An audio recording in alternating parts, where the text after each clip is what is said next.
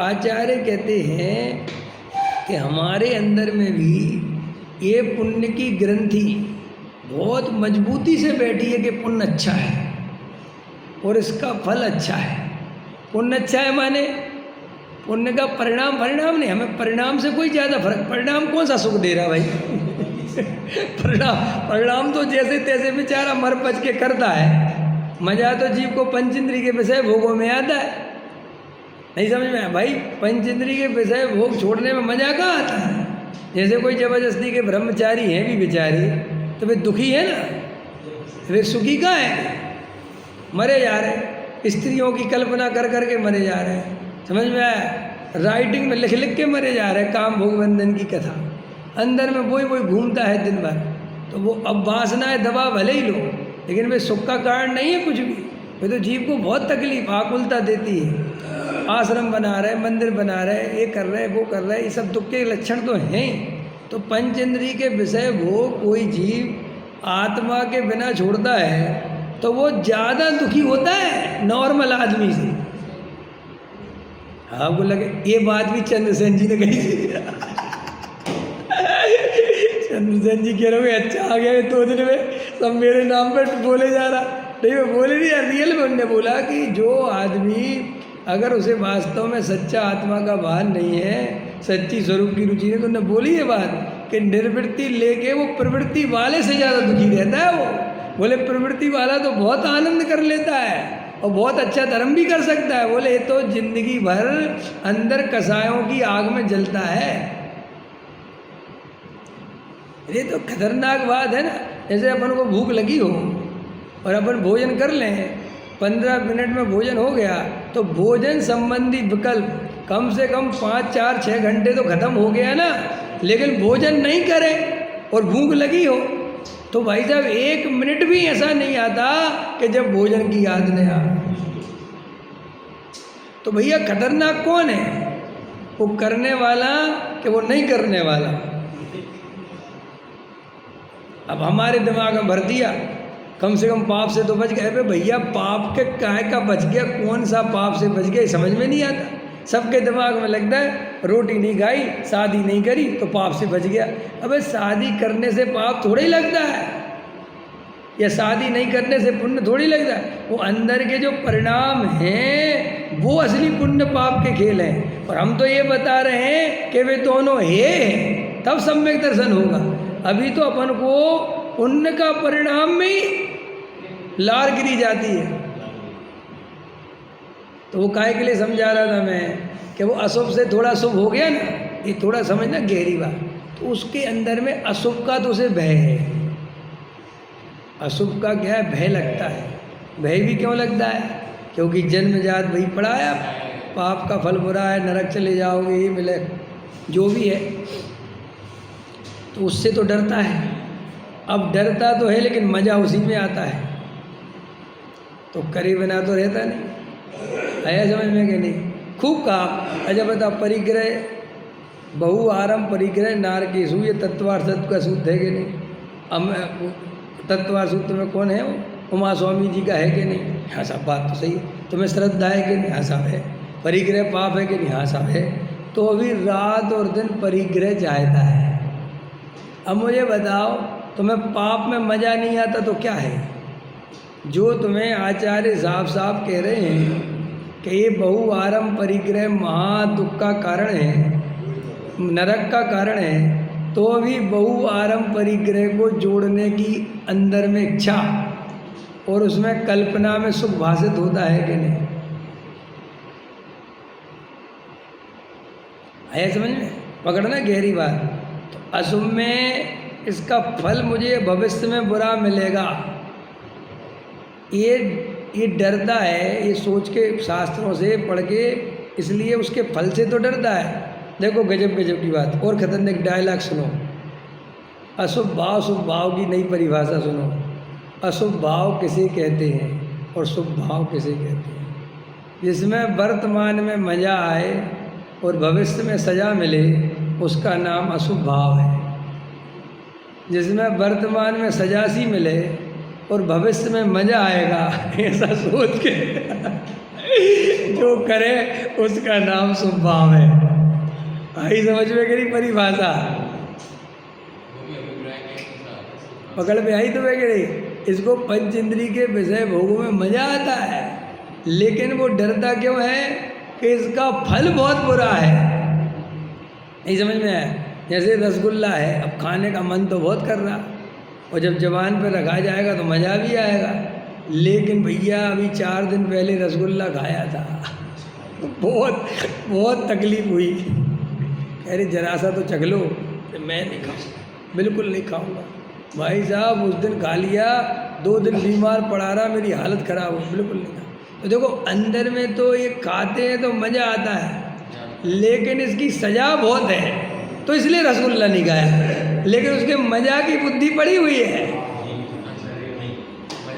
समझ में आया? समझना मेरी बात। और अब नहीं खाया और दूसरे खा रहे, तो उनको देख के कहता खाओ खाओ बेटा, मैंने खाया था, मैं जानता हूँ कितनी तकलीफ है।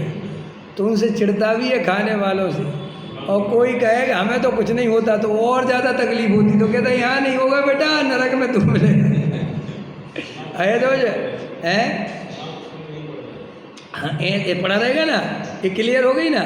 ऐसे ही इस जीव को पुण्य और पाप के संबंध में भी मान्यता है। ये पुण्य के परिणाम का फल अच्छा मिलेगा, कम से कम थोड़ा बहुत दया दान पूजा भक्ति कर लो तो अगली गति अच्छी मिलेगी। अरे पंडित जी, ये धर्म भी तभी मिलेगा जब अपन पुण्य करेंगे। तो वो अंदर में आचार्य कहते, वो अंदर में ये जो इतना सुनने के बाद, देखो अपन इतना स्वाध्याय सुन रहे, 20 साल से सुन रहे हैं, अपन दिन में आधा 2 घंटे 2 घंटे घंटे 2 घंटे वेद ज्ञान के लिए क्यों नहीं निकालते? आत्मा के अनुभव और पूजा एक दिन भी नहीं छोड़ते। आखिर ऐसी क्या बात? जब तुम्हें हमने बता दी कि ये पूजा पाठ में कोई धर्म नहीं है, वो तुम्हें सुन ली, सुनी कि नहीं सुनी? फिर भी इसने पूजा पाठ में कभी नागा नहीं करा, लेकिन वेद ज्ञान में रोज ही नागा करता है। इससे क्या पता चला? इससे ये पता चला कि ऐसी अंदर में मिथ्या श्रद्धा है, इसे वेद ज्ञान में कोई रस नहीं है। अंदर में ये मान्यता पड़ी हुई है कि ये दया दान पूजा भक्ति काम की चीज़ है, करना चाहिए। और ये वेद ज्ञान वगैरह तो भैया आप देखो, भैया अपन करेंगे तो करना ही है, असली धर्म तो वो ही है। देखो जिसको टालता है इसका मतलब उसकी पड़ी नहीं है, और जिसको बिल्कुल किसी कीमत पे नहीं टाले। अच्छा बताओ, बारिश हो रही हो खूब तेज, तो भी लोग मंदिर आएंगे छाता लेके, और उस दिन तो और ज़्यादा आएंगे। देख लेना, कभी नोटिस कर लेना है। हाँ, क्योंकि उसको लगता है भगवान कहेंगे कि ये भक्त कितना बढ़िया है, बेचारा बारिश हो रही। तुम देख रहे तो अब आपको लगेगा ये सब बातें पंडित जी मजाक सीखे, मजाक नहीं, ये अंदर में जो तुम्हें सोचना नहीं पड़ता, ये सब मनोविज्ञान है। तुम अभी भी देख लो, जैसे तुम सम्मित से कर जहाँ जाना हो वहाँ जाओ, अभी सोनागिर जाओ, कुंडलपुर जाओ, जहाँ जाना हो, बस शर्त एक है कि वहाँ भीड़ बहुत होनी चाहिए। और लाइन लग के, कौन से हैं सोनागिर में, कौन से प्रभु हैं? चंदा प्रभु। लाइन लग के दर्शन होना चाहिए, फिर देखना तुम्हारा दर्शन करने का मजा। और अगर वहाँ पे गए और कोई है ही नहीं, तो फिर तुम मजा देखना। तो तुम्हें जितने मुश्किलों से दर्शन मिले, जितने मुश्किल से भगवान मिले, उसका मज़ा ज़्यादा आता है। जैसे प्रक्षाल करने वाले 100-200 हों और बोली लग रही हो कि भाई साहब 11,000 की बोली, 21,000 की बोली, और तुम 21,000 की बोली लेके प्रक्षाल करना, उस दिन तुम्हारा कलश ढालने का मज़ा ही कुछ अलग होगा। और हम तुम्हारी ड्यूटी लगा देंगे, बेटा रोज़ तुम्हीं को ढालने, कोई नहीं आएगा। तो कहेगा भाई साहब मैं किसी का नौकर लगा क्या?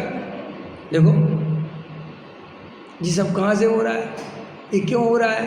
क्योंकि अंदर में ये मान्यता पड़ी है, कष्ट देने से माने अपने आप को कष्टों में भी पूजा पाठ भक्ति करने से बहुत पुण्य का बंध होता है। इसलिए देखो ये क्या है, ये मारते हैं ना, मुहर्रम आता है, मुहर्रम अपने से मारते हैं, चाबुक है। तो मनोविज्ञान कहते हैं हर आदमी के अंदर एक सैडिज्म होता है। सैडिज्म मतलब होता है अपने आप को कष्ट देना, और अपने को कष्ट देके धर्म की कल्पना करता है। जैसे कोई आदमी धूप में है तो उसको धूप लग रही, और मान चलो माला फेर रहा और पसीना टप टप हो रहा, तो उसे बहुत लगता है कि बहुत ज़्यादा धर्म हो रहा है। पसीना गिरता है तो उसे लगता कर्म गिर रहे हैं। नहीं, आप कुछ हंस रहे हो, ये अंदर में अभी भी इतना प्रवचन सुनने के बाद अभी भी वो मान्यता है।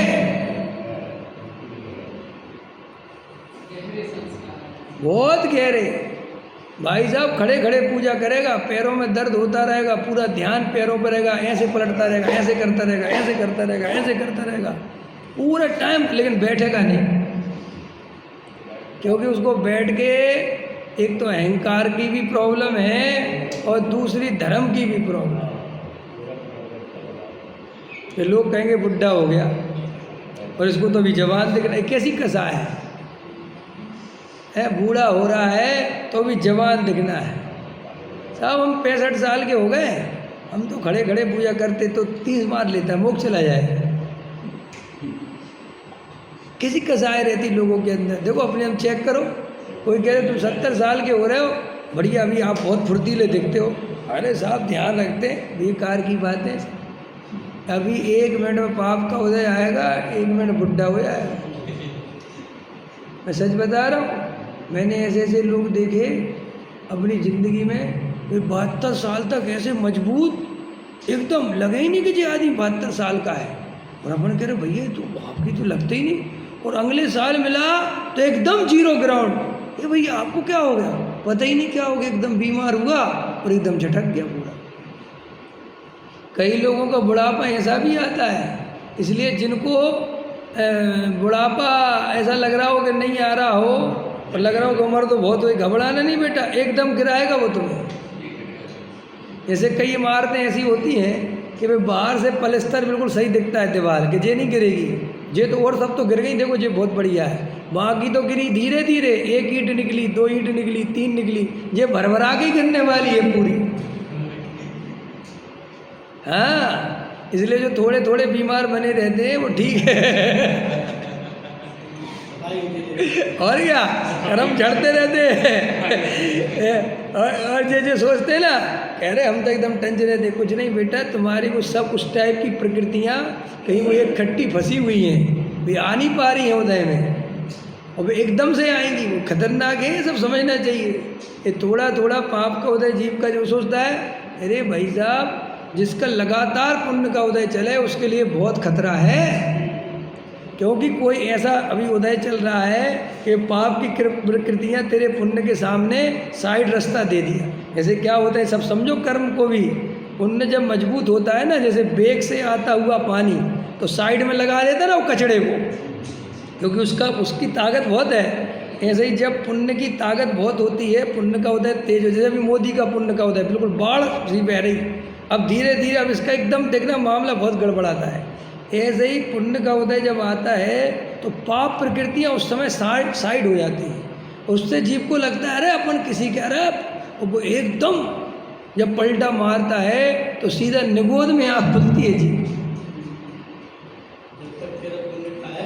जब तक तेरे पुण्य का बीता नहीं करार, तब ते तेरे माप है। माप नहीं है बेटा, तुम सबका फल मिल रहा है, ये तो सब बन रहे हैं, माप प्रकृति में होता ही नहीं कुछ। कर्म तो जड़ है, वो क्षमा करना नहीं जानता।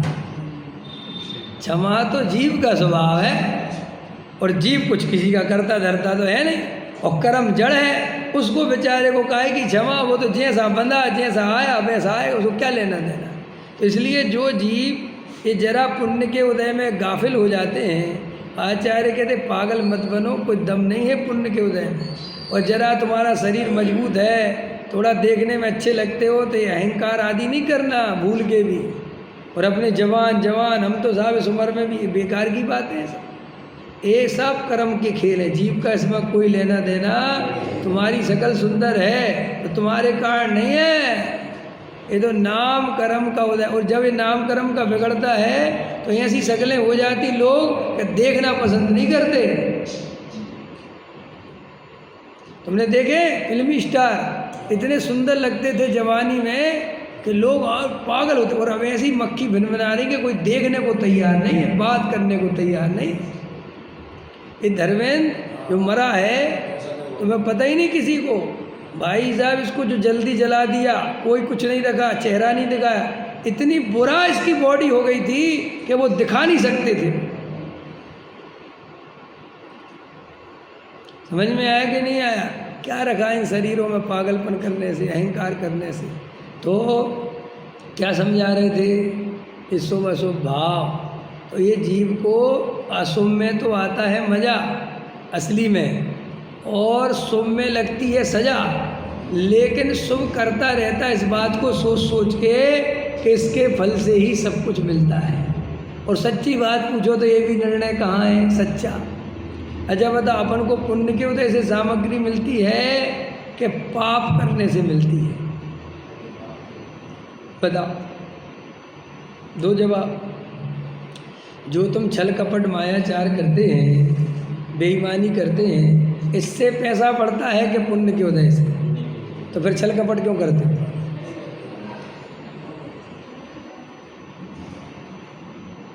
तो साहब फिर कुछ नहीं, सब जगह हाथ मारता है, श्रद्धा किसी पे है नहीं। हाँ कि साहब कैसा? देखो भैया, पुण्य की वजह से मिलता हो तो वो भी आ जाए भगवान, और छल कपट मायाचार से मिलता है तो वो तो हम कर ही लेंगे, उसकी तो कोई चिंता नहीं। कुल मिला के सब जगह से हाथ पैर मारता रहता है। इसे तो सफल होने से मतलब है। अब जैसे किसी से कहो कि यार तुम्हारा काम पुण्य की वजह से बना, कहता बन गया ना भाई साहब, चूल्हे में गया पुण्य से बना, का जब काम होना चाहिए। सबके दिमाग में क्या है? तो अंदर में ये पुण्य की भी श्रद्धा नहीं है। बस वो तो सब आप समझे नहीं। वो तो कहता चतुराई भी लगाओ, ये भी लगाओ, वो भी लगाओ, काम हो जाए। कि साहब विधायक को भी बोलो, सांसद को भी बोलो, मंत्री को भी बोलो, और जो सब साहब इतनों को मत बोलो। अरे कोई तो काम होना चाहिए यार। ऐसे ही ये सब कुल मिला के जीव सुखी होने के उपाय करता रहता है, और एक भी उपाय पे सच्चा भरोसा नहीं है। जो उपाय जिस समय काम कर गया उसे ही सच्चा मान लेता है। पकड़ में आया? जैसे खूब चतुराई करी और सफल नहीं हुआ तो कहता अरे सब बेकार है चतुराई, कुछ नहीं रखा, काहे को कर रहे तुम, सब पुण्य की वजह से होता। अभी यहाँ पे पासा पलट गया ना, क्योंकि वो चतुराई तो फैल मार गई और वो दूसरा सक्सेस हो गया जिसने इतनी चतुराई नहीं करी थी। तो कहता सच्ची बात है, पंडित जी सही पढ़ाते भैया, पुण्य का खेल है सब। अब एक जगह काम चतुराई कर गई,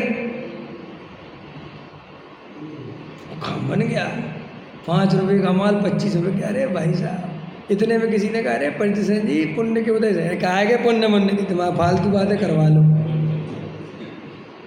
दिमाग लगाना पड़ता है। 8 दिन से वॉचिंग कर रहा था मैं, तुम तो घर में पड़े थे, कमा लिए तुमने पैसे। नहीं भाई साहब पुण्य की वजह से याद। अरे हाँ ठीक है यार। अब यहाँ पे भारी चतुराई हो गई तो फिर ये करता क्या? ये आचार्य कहते हैं कुछ नहीं मानता, बेहोश है, ये तो कहीं की ईंट कहीं का रोड़ा। जब जैसी बात बन गई वैसी बना के वो वैसी बना के चतुराई दिखाकर अपने को होशियार समझकर निकल जाता है, अंदर में महामूर्ख है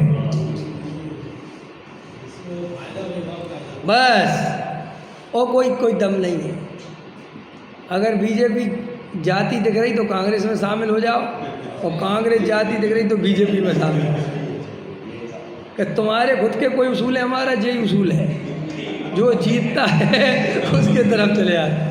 एक वो मर गया, वो तुम नहीं जानते होगे, और उसका लड़का है चिराग पासवान, राम विलास पासवान नाम था उसका।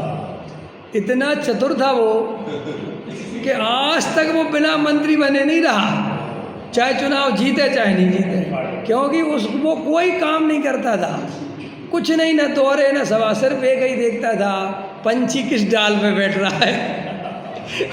उसके गुप्तचर इसी काम में लगे थे कि भाई कौन पार्टी जीत रही तुम्हें पहले से बताओ। कि साहब कांग्रेस जीत रही, तो बस वो कांग्रेस की तरफ शामिल हो जाता है। और अभी उसको दिख गया मोदी के समय 2014 में कि अब तो मोदी आएगा, तो वो तुरंत उसने अपना पासा पलटा, इधर आ, समझ में। तो अब उसको क्या लगेगा कि मैं तो चतुराई से जीत रहा, वो लगेगा कि नहीं, तुम्हें लगेगा कि नहीं, हम सबको। लेकिन आचार्य कहते रियल में कोई चतुराई फतराई है ही नहीं वहाँ कुछ, उसका उस जाति का उदय है तो वो जी उस वो होता है। और कभी कभी ज़्यादा चतुर होते हैं, वो जिस पार्टी में जाते हैं वहीं हार जाते हैं। वो होते नहीं बेचारे, बदलते रहते हैं और थू थू होती रहती है उनकी। तो भैया आचार्य कहते वस्तु स्वरूप का निर्णय कर, तुझे अंदर में ये पुण्य की रुचि पड़ी हुई है, ये अंदर में शुभ भाव की रुचि इस रूप में कि इसका फल अच्छा है। इसलिए पानी बारिश में भी मंदिर तो भागता है, लेकिन आत्मा की तरफ नहीं भागता। क्योंकि भेद ज्ञान करने से मैं सुखी होऊंगा, तत्व निर्णय करने से सुखी होऊंगा, आत्मा के अनुभव से सुखी। अंदर मान्यता ही नहीं है, ध्यान ही नहीं है इस तरफ। और कहता है कि हमारा मन नहीं लगता तुम्हारे भेद ज्ञान में। बेटा ये मन लगाने की चीज नहीं है, ये जो मन को रुचे वो करने की चीज नहीं है, ये भव के अभाव करने की विधि है, ये दुखी होने से बचने की विधि है। मन नहीं लगता तो लगाना सीखो। अब कोई बच्चा कहे हमारा पढ़ाई में मन नहीं लगता, हम तो नहीं जाते स्कूल, तो ठीक है फिर ढोल चराने को तैयार है ना, कहने मैं काबिल बनूंगा, कुछ करके दिखाऊंगा। ये सब बातें मत करो, काबिलियत होती तो पढ़ाई में मन लगता। समझ में, समझते बात को। आचार्य कहते ऐसे ही इस जीव को अंदर में पुण्य के फल की रुचि है, इसलिए जबरदस्ती करके पुण्य पुण्य करता रहता है अंदर में, और उससे अपने को सुखी हो जाऊंगा, ये मान्यता पड़ी रहती है।